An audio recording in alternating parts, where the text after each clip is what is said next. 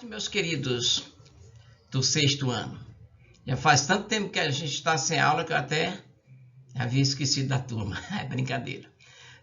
Vamos lá, a nossa aula, que já está há um tempão que a gente não vê, uns 15 dias, não é isso? Mas vamos começar, tá? Vou pedir a vocês que estejam abrindo o livro de vocês na página de número 17. Lá da página 17, nós temos um exercício que ficou para ser respondido, não é isso? E nós vamos responder esse exercício hoje. Primeira coisa aí é o quê? Faça uma lista das características dos seres vivos que foram apresentadas nessa unidade. Tá? Espero que vocês tenham respondido assim, ó. Metabolismo, percepção e reação ao ambiente, crescimento, organização celular e reprodução. Essas são as características básicas dos seres vivos. Não esqueçam, jamais, você pode esquecer todas as outras, mas não esqueçam essa daí. Eu não quero que vocês esqueçam nenhuma, principalmente essa, que são as características dos seres vivos. Aí ele apresenta aqui uma imagem, nessa imagem tem uma corrente de ferro, e ele pergunta o que com relação a essa corrente de ferro? Ele quer saber, por exemplo, que ela aumenta de massa, né? Ao começar a enferrujar, ela aumenta de massa. Aí vem a pergunta, isso significa que ela cresceu como um ser vivo? Sim ou não? Aí você vai me dizer sim ou não, e vai me explicar. Mas a resposta diz que não. Por que não, professor? Porque uma vez que a corrente ela não apresenta nenhuma das características dos seres vivos, que nós vimos agora na primeira, lembra quais são? Pois ela não apresenta nenhuma dessas características dos seres vivos. Portanto, não pode ter um crescimento. Logo, o seu crescimento, né, que apareceu aqui, se dá por meio de recursos do meio ambiente, como a água, a umidade do ar, e o próprio oxigênio, que fez com que a corrente aumentasse o seu volume. Mas isso não caracteriza que a corrente é um ser vivo. Ótimo. Aí vem a terceira pergunta. Um robô, como a Sofia, por exemplo, ela apresentada lá na abertura da unidade, ela possui características de um ser vivo? Sim ou não? Ó, se você tiver dito sim, está quase certo. Mas se você tiver dito não, está realmente certo. Por quê, professor? Porque esse robô, ele não pode ser considerado como um ser vivo. Sabe por quê? Vamos ver aqui. Ó, robôs, como a Sofia, podem até ter reações ao meio ambiente. Ela pode ter até ser estimulada a ter uma determinada reação, a reagir de alguma forma. Mas essa reação não é uma reação metabólica. Então, ela não apresenta as outras características do ser vivo, tá? Ela não tem um crescimento, ela não tem organização celular, ela pode até se reproduzir, mas é igual na fábrica, mas não um robô com outro robô, entendido? Então, por não apresentar essas características do ser vivo, ela não é um ser vivo, ok? Não tem característica de ser vivo, apenas parece com um ser vivo, mas não chega a ser um ser vivo. Aí nós temos a quarta e última questão, que pede para você relacionar cada sequência abaixo à reprodução assexuada ou sexuada e explicar a sua resposta. Aí nós temos o primeiro aqui, ó, um gato e uma gata, que é o gato e aqui a gatinha, eles se fazem a cópula e nasce um filhote, ok? Aqui nós temos uma bactéria que se duplica virando duas bactérias. Ao contrário, aqui são dois gatos formando um terceiro gato. Aqui é uma bactéria que se divide e forma duas. Então, no primeiro, nós temos a reprodução sexuada, por quê? Porque apresenta o uso de gameta, espermatozoide e óvulo. E na segunda, a reprodução é assexuada, porque não apresenta o uso de gametas. Ali é apenas uma divisão celular, tá? Uma bipartição, ok? Vamos para o nosso assunto de hoje. Vamos lá? A origem da vida da vida no planeta. I love you. Origem da vida. Bora lá? As evidências diretas mais antigas de vida na Terra possuem pouco mais de 3,5 bilhões de anos, no período em que os primeiros seres vivos tiveram origem. O nosso planeta era muito diferente do que é hoje. Nós temos ali uma palavra em vermelho, evidência, e nós temos aqui do lado o quê? O significado. O que é evidência, crianças? Aquilo que indica a existência de algo ou um indício, ok? Vamos lá. Estudos indicam que a Terra se formou há mais de 4,6 bilhões de anos. Inicialmente, a temperatura na sua superfície era muito elevada. O planeta era coberto por vulcões que expeliam material incandescente e fumaça constantemente. A mistura de gases que envolvia o planeta era diferente do atual. E o planeta era bombardeado por meteoritos o tempo todo. Aí nós temos aqui que depois de muitos milhões de anos, o planeta já havia se resfriado bastante e a camada mais superficial solidificou. A quantidade de erupções vulcânicas diminuiu, mas o planeta ainda era quente o suficiente para impedir que a água líquida se acumulasse na superfície terrestre. Quando chovia, a água evaporava ao entrar em contato com a superfície e retornava para a atmosfera. Então, isso perdurou por muitos e muitos anos. Chovia, evaporava e a Terra foi esfriando. Nós temos aqui, por exemplo, essa fotografia do cometa Hyakutake. Ele foi fotografado em 1996. Os cometas, eles são corpos celestes compostos principalmente de gelo e podem ter contribuído para a origem da água na Terra. Sabe como? Ora, esse gelo, cristais de sais e outras coisas mais, e até rimou, né?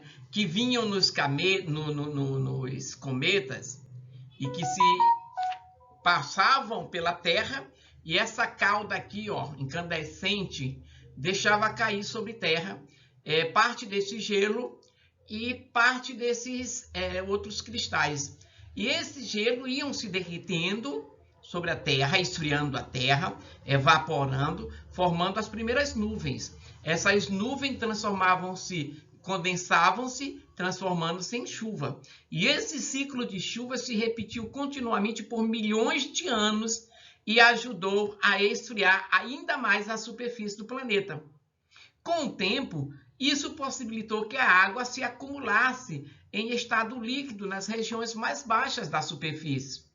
E a formação dos oceanos se iniciou. Foi provavelmente nesses oceanos primitivos que surgiram os primeiros seres vivos. Olha, criança, aqui está dizendo foi provavelmente. Não está dizendo que foi exatamente isso, tá?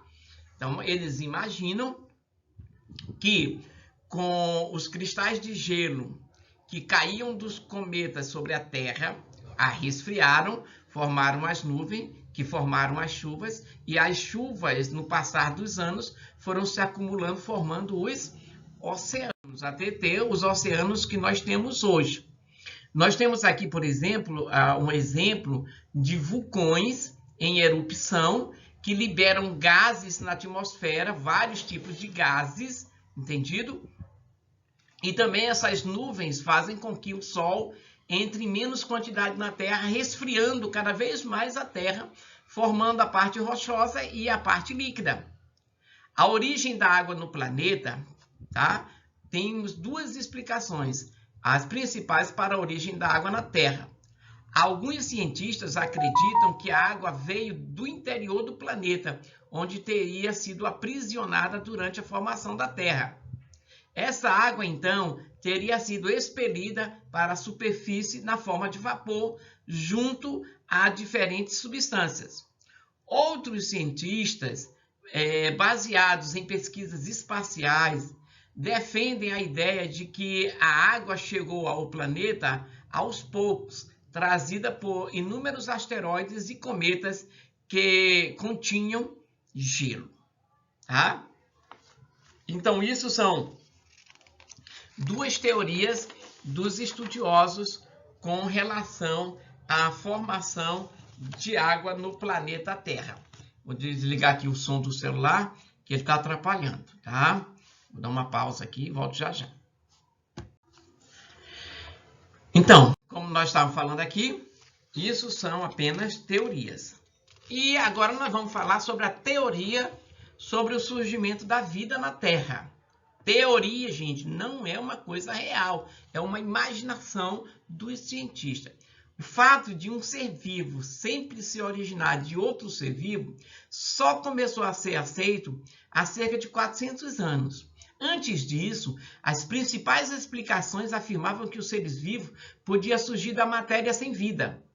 Esse conjunto de ideias é chamado de teoria da abiogênese, ou teoria da geração espontânea. A teoria da abiogênese começou a ser abandonada depois que diversos experimentos apontaram falhas nela. A seguir, são explicados dois desses experimentos. Nós temos aqui o experimento A e o experimento B. O que nós vemos no experimento A e no B que são semelhantes? Nós temos aqui carnes colocadas dentro de um recipiente. No primeiro recipiente, a borda, a boca que a gente chama, a parte de cima, está aberta. E no segundo recipiente tem uma redinha de nylon, tá? Uma espécie de tecido, tipo um filozinho de mosquiteiro. Um pedaço de mosquiteiro. Aqui o que nós temos?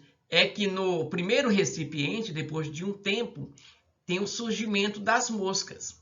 Então, a teoria da abiogênese dizia que carne deixada num canto qualquer gerava mosca. E a pessoa que era contra a ideia da geração espontânea disse que não. Foi, colocou aqui um pedaço de mosquiteiro e a carne continuou. A carne apodreceu. Está dizendo lá no texto que ela entrou em putrefação. Então, ela apodreceu. E mesmo apodrecendo, ela não surgiu mosca nela, por causa do mosquiteiro. Tá? Vamos ler o texto, o que diz? Na época em que o italiano Francesco Redi viveu, ele acreditava que as lavas que apareciam em cadáveres e montes de lixo haviam surgido diretamente da matéria em putrefação. Redi, no entanto, acreditava que as lavas surgissem dos ovos depositados por moscas. Para testar essa ideia, ele realizou um experimento como a ilustração nos mostra. Tá? Então, a simplificação do experimento realizado por Redi é: pedaços de carne foram... já falei disso aqui para vocês, certo? Isso que Redi fez aqui foi para provar que a teoria da abiogênese ou geração espontânea era falha, não era bem verdadeira, tá?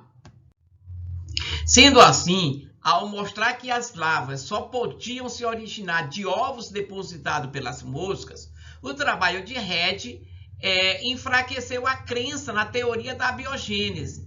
Mesmo assim, essa teoria não foi completamente abandonada. Alguns cientistas ainda usavam para explicar o surgimento de micro-organismos. Segundo eles, esses seres eram simples demais para terem capacidade de reprodução e surgirem a partir da transformação de matéria sem vida. Era a ideia.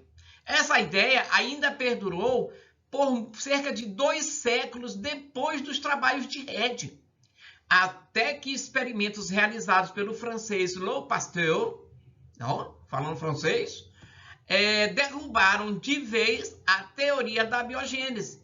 De maneira simplificada, Pasteur fez o seguinte: Olha o que ele fez. Botou suco de nutrientes dentro de uma garrafa, alongou o pescoço dessa garrafa e o aqueceu. Aqueceu aqui por baixo, fazendo a esterilização, que é nada mais do que a eliminação dos micro-organismos. Depois de um tempo, Pasteur pôde provar que os micro-organismos eram colocados no suco. E quando ele fervia o suco, esses micro-organismos deixavam de existir. Se a teoria da biogênese estivesse correta, o caldo deveria ter se contaminado mesmo com o gargalo intacto. No entanto, os resultados obtidos por Pasteur demonstraram que a contaminação do caldo nutritivo se deve a micro-organismos transportados pelo ar. E isso derrubou de vez a teoria da geração espontânea, a biogênese. Então, nós devemos muito a Louis Pasteur. Então, quando eu falo em pasteurização, leite pasteurizado, pasteurização, nada mais é do que esterilizado um determinado alimento.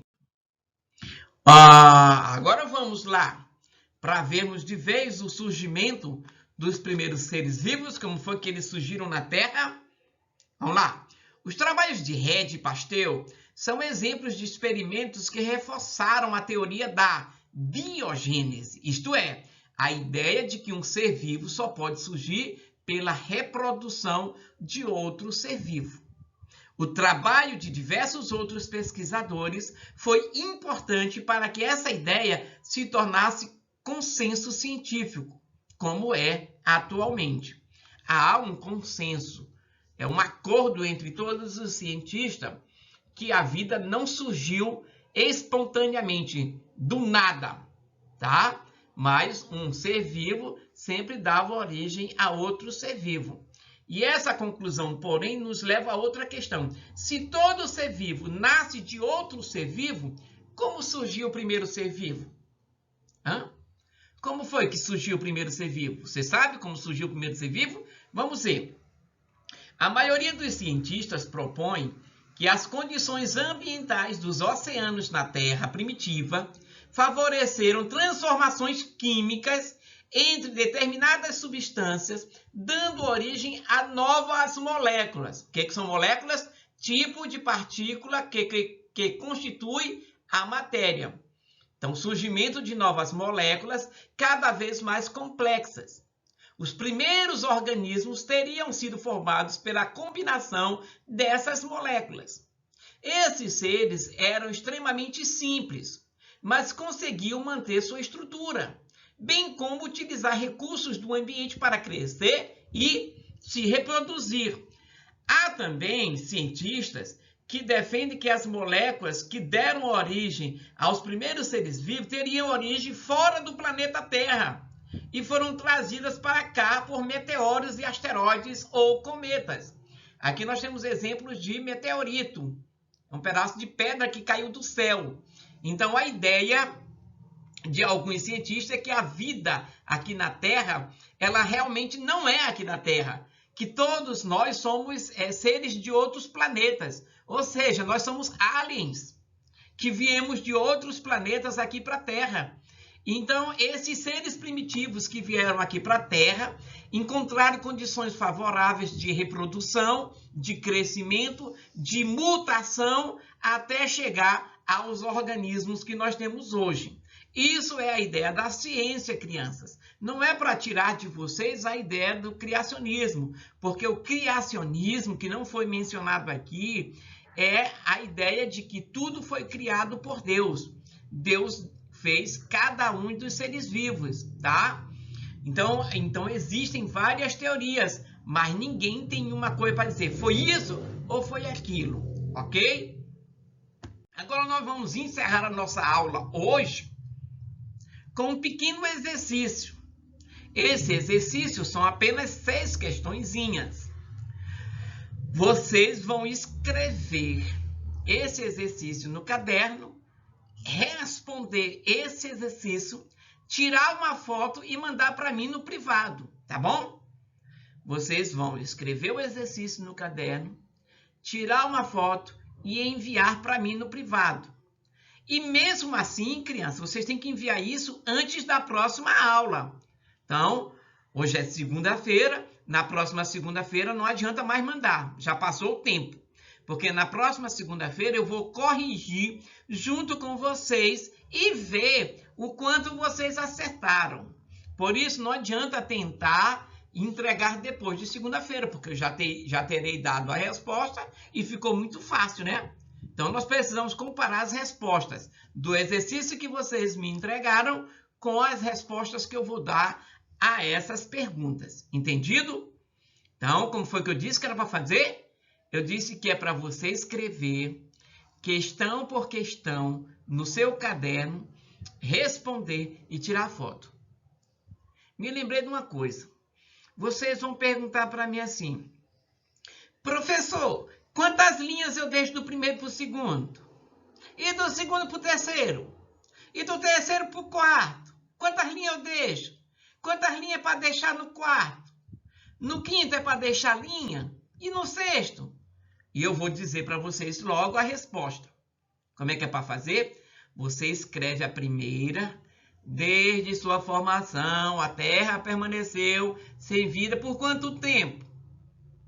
O que ajuda a explicar a ausência de vida nesse período? Aí vocês respondam.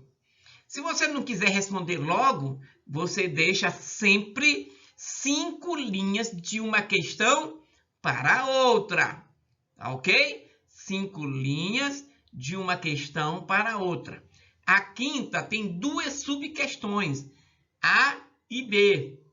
Mesma coisa. Deixem 5 linhas entre a A e a B e a sexta. Entendido? E a sexta não precisa deixar linha, né, crianças? Porque é o restante do caderno, ok? Então, como é que é para fazer? Escrever o exercício no caderno, saltear 5 linhas entre um exercício e o outro para colocar as respostas. Depois escrevam de caneta e respondam de lápis. Por quê, professor? Porque você pode apagar a resposta para corrigir. E aí, na hora de apagar a resposta, você pode, por acidente, apagar as perguntas. Por isso, perguntas de caneta, respostas de lápis. Compreendido? Se ainda não tiver entendido, pode me perguntar no grupo. Eu vou ficar online aí mais ou menos 25 minutos, ok? E aí vocês podem fazer a pergunta. Muito bem, por hoje a nossa aula terminou e até a próxima segunda-feira, se Deus permitir. E tchau!